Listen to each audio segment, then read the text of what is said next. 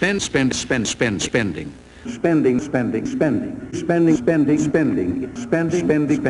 I don't know that they're going to get larger deficits. Spending.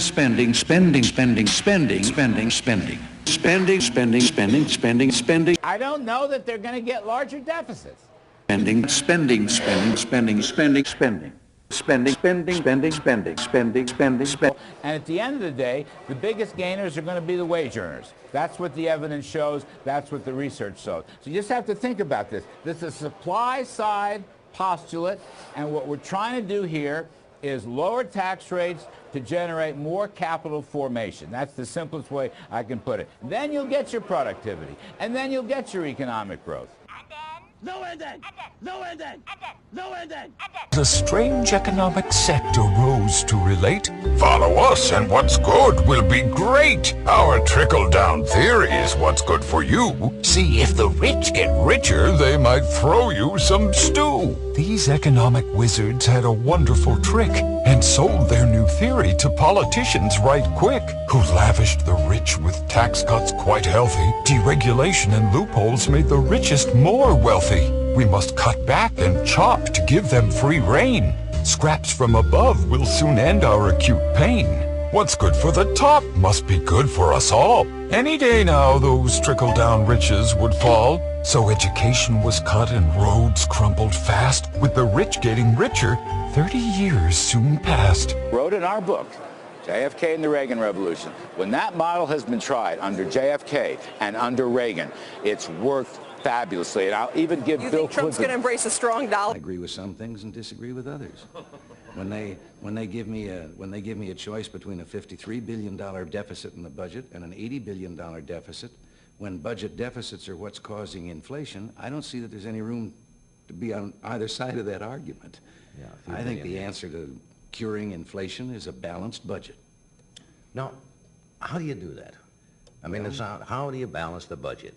Well, balancing the budget is like protecting You don't spend more than you take in, right? Yeah, it's like protecting your virtue. You have to learn to say no.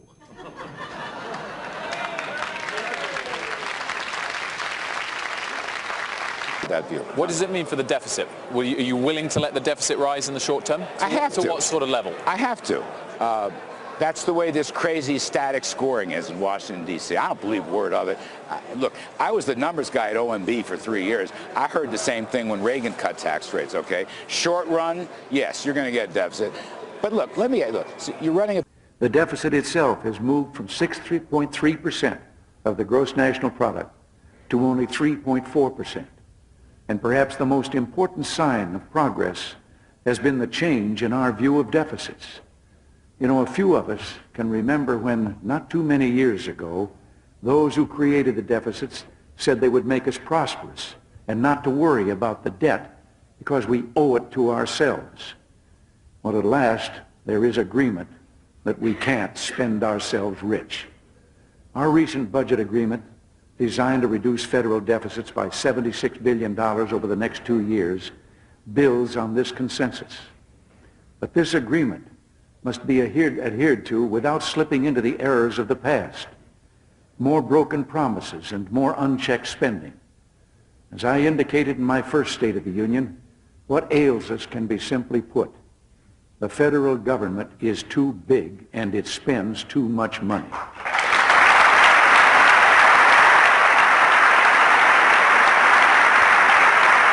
I'm here to say that the business tax cut side is going to pay for itself.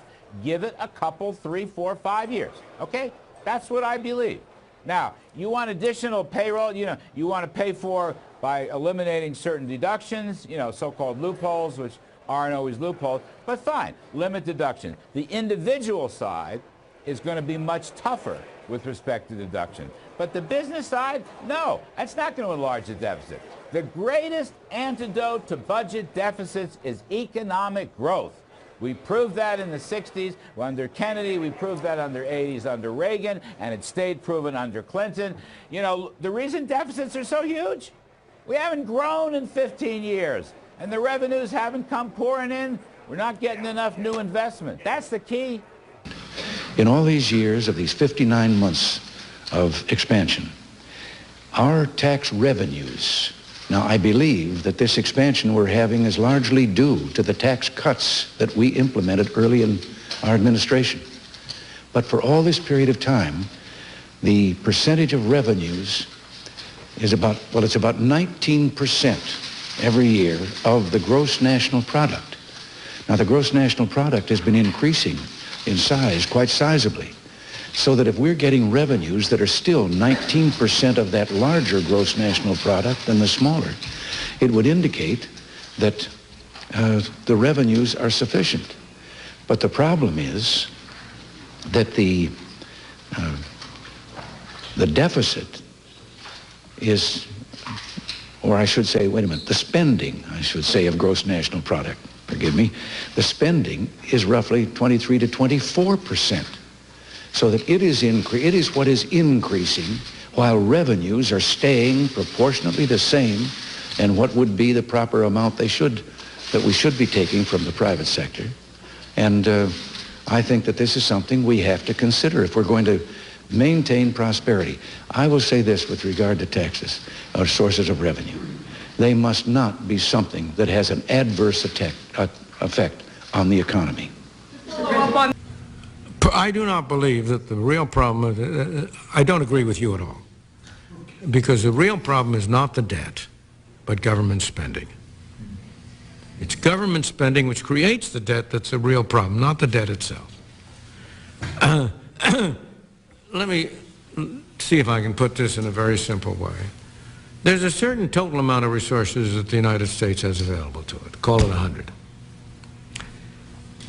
If government spends 50, only 50 is available for private enterprise to use or private individuals to use for consumption and production and saving, investment. Now, so far, I haven't said a word about how this 50 is financed. Whether this 50 is financed 100% by what we call taxes or 100% by what we call borrowing, it's still true that the amount available to the private system is only half of the total. And so it's this part that government spends that uses resources. Now, what about what difference does it make which way it is financed? It does make a difference. What we call a deficit is simply a form of taxation. It's hidden taxation.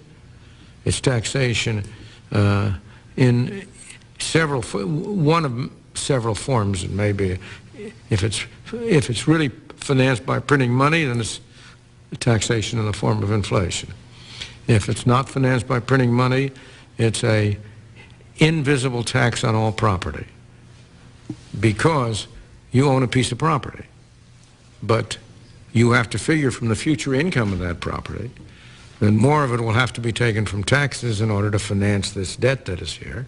So and those are bad taxes. They're not wholly bad taxes, but they're not good taxes, and therefore I would prefer not to finance by deficits. On the other hand, when people talk about how much damage interest payments are doing to the country, I want you to name me any expenditure of government that does less harm than interest payments.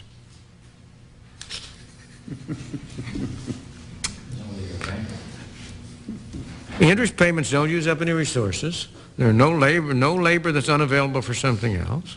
They're simply a transfer from taxpayers to bondholders. They do cost, dead weight cost of collecting the taxes and the effect that has on incentives, so there is a net cost. But there's no resource cost. Let me ask you a different question right now. Let's suppose that the U.S. government, miraculously, the debt were to disappear overnight. And interest payments, which are now what, how much? 200 billion. 214 billion. All right, 214 billion disappeared overnight. You think the deficit would be reduced by 214 billion? You're suggesting we would spend it somewhere. Absolutely. Absolutely. Absolutely. So I regard at the moment, in a Congress which will spend everything the tax system will raise, I regard the debt and interest payments as performing a positive function of keeping money away from the Congress to waste. You have a debate, as you I'm sure will, with others who differ with your viewpoint, and they say, well, GDP growth is really a function of productivity increases and employment increases, and I want to understand how it is that a lower tax rate is actually going to bring that about. What is the answer? It's a very fair question, and it's a very important question. My judgment is productivity moves because you are creating more capital formation, because you are incentivizing business investment. Look, the real burden we're imposing on future generations is from spending, not from the debt. And why?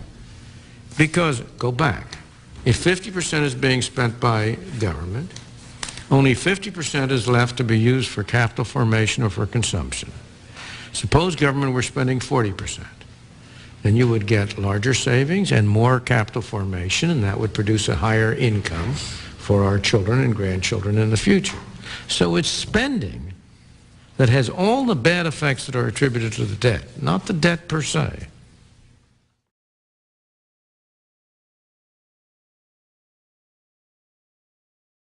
Trickle-down economics is back. It's making a comeback.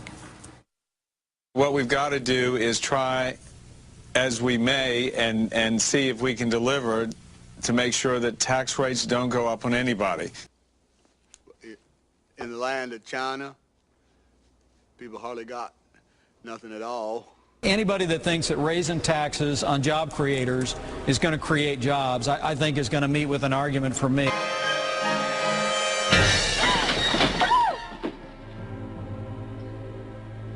an investment boom, right? We're talking capital stock. We're talking business equipment and CapEx stock, right? We're talking about more investment per worker, which helps productivity, and the demand for workers are going to go up, and so will wages. This is going to create a boom, and everyone is going to benefit one way or another. Everyone's going to, you may lose something on salt if you live in the big states, but you're going to make it back. Your business is going to do better. Your stock market's going to do better.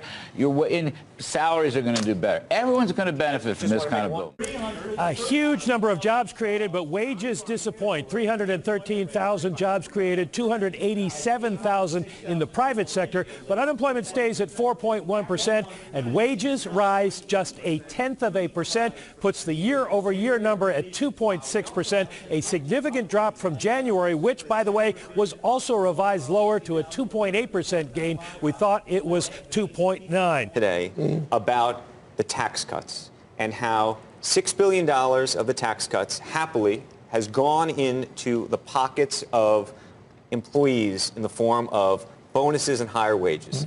But he makes the point that $170 billion is going into buybacks as opposed to investments in capital spending and other things. What do you make of that, and what should we do about it?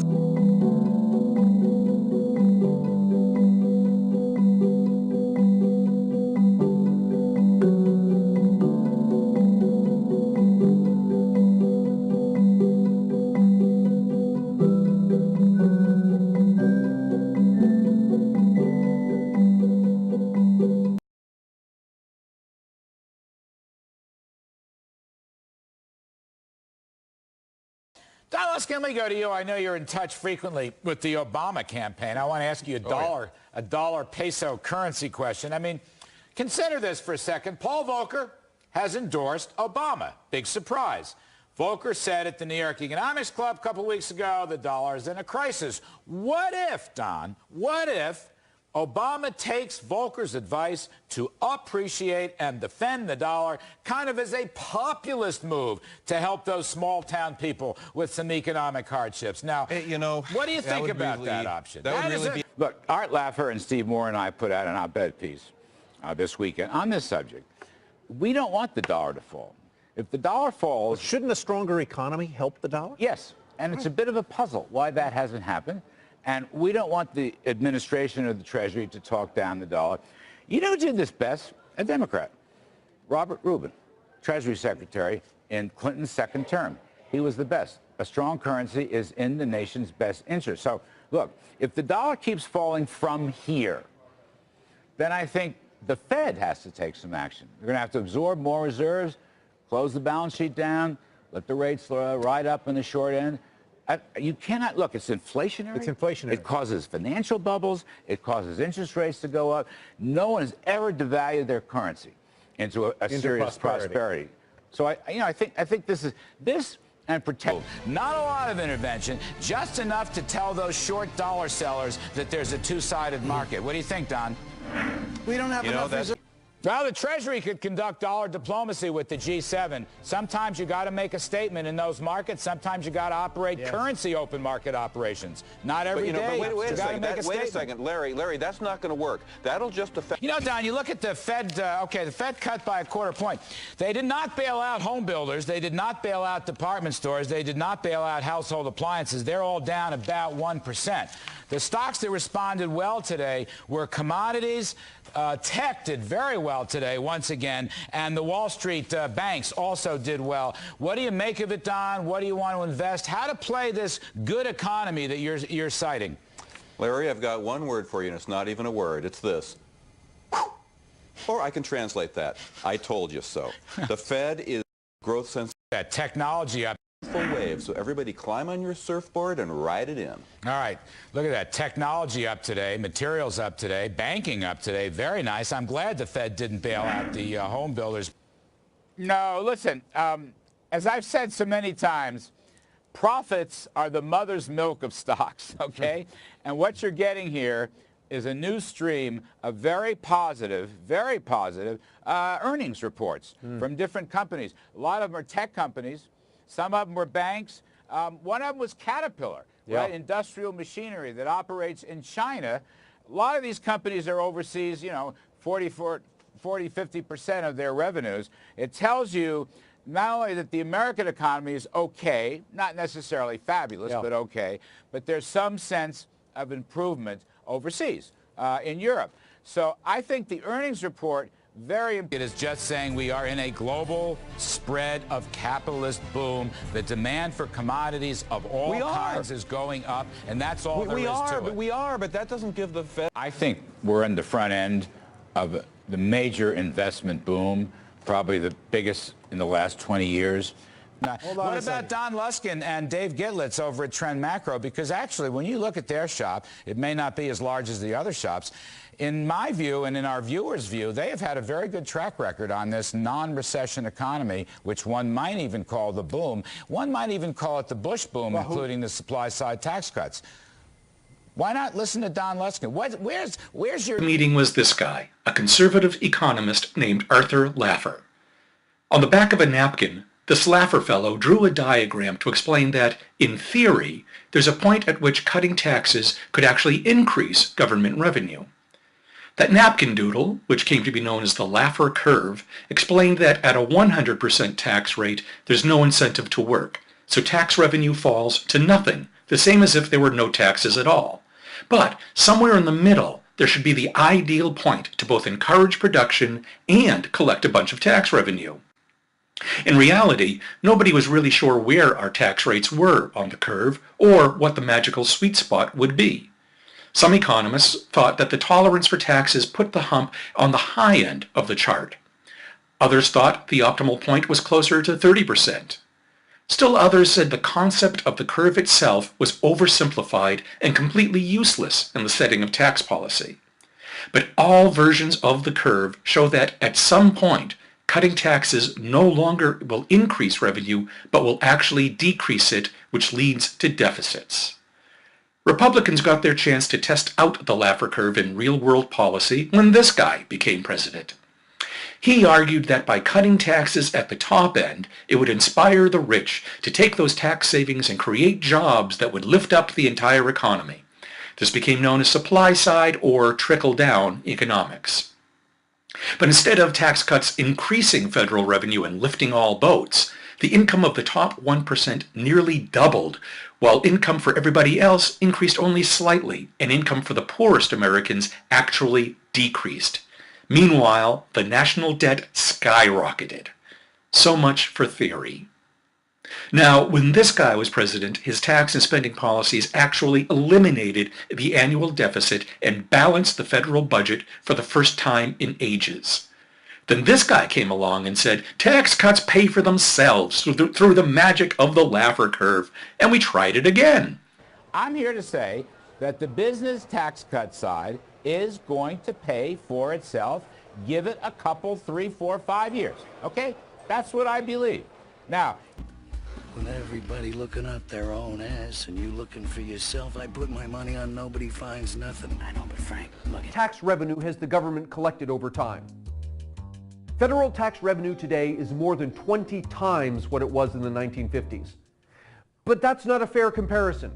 Prices are a lot higher than they were in the 1950s, so let's adjust tax revenues to account for inflation.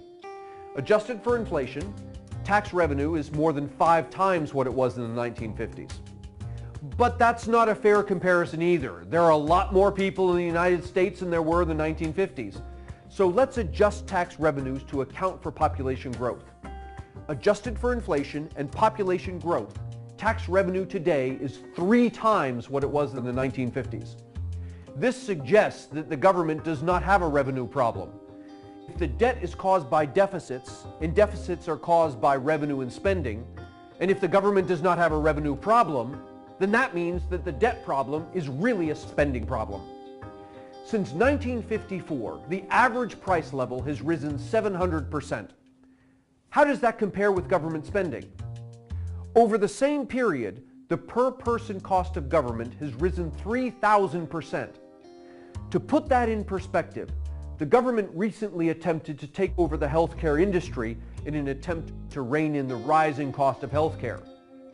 But since 1954, the average cost of healthcare has risen only 2,000%.